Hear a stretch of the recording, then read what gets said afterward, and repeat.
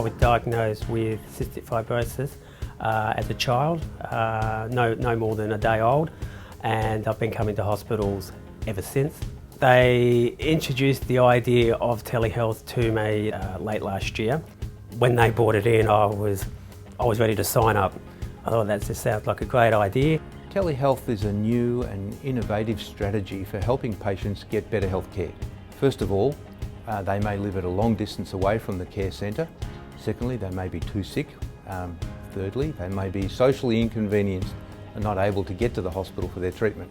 It's vitally important in a country like Australia, where big distances are part of our everyday life, that we do have a way of getting the skill that's concentrated in major centres to people in the country.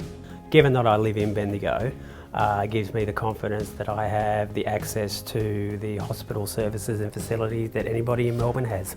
I was always a big advocate of some other alternative to having to come to the hospital. It saves me an awful lot of time in terms of driving down, but it's really the sheer convenience and the fact that I have access to the CF team or the doctors or the allied health personnel, just like I would if I was face to face. Good morning, Chris. How are you today? I'm good, John. I'm good. Good to see you as well. Good. I got a call that you hadn't been too well. Can you tell me about the problem? Yes, since last time we spoke, especially in the last week, I've been feeling a little bit dizzy. Okay, well, if you've been feeling a bit dizzy, I wonder whether we might use some of the monitoring equipment that you've got at home. Yep. I wonder if you could just take your blood pressure for me and tell us what you find. Yep, no worries at all. Good. That's just come up on the screen.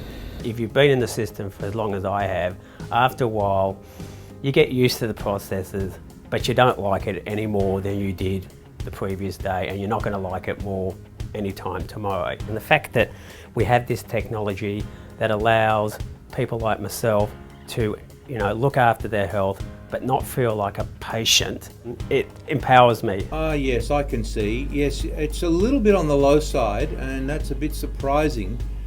While you're looking at things, I wonder if you could possibly check your blood sugar for me. These days, home monitoring equipment is very simple, it's very compact, it plugs into the back of the computer, and the results appear on our screen here at the hospital. Digital solutions are relatively cheap, they're easy to learn, and they do translate skill very effectively. The Australian medical workforce is very highly skilled. The nurses, allied health staff and doctors have all had training in the use of IT equipment.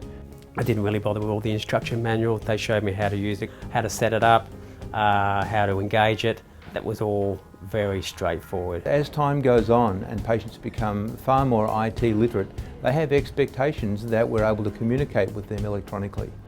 Now that we've got some information together, it looks like your blood pressure is probably the cause of the dizziness.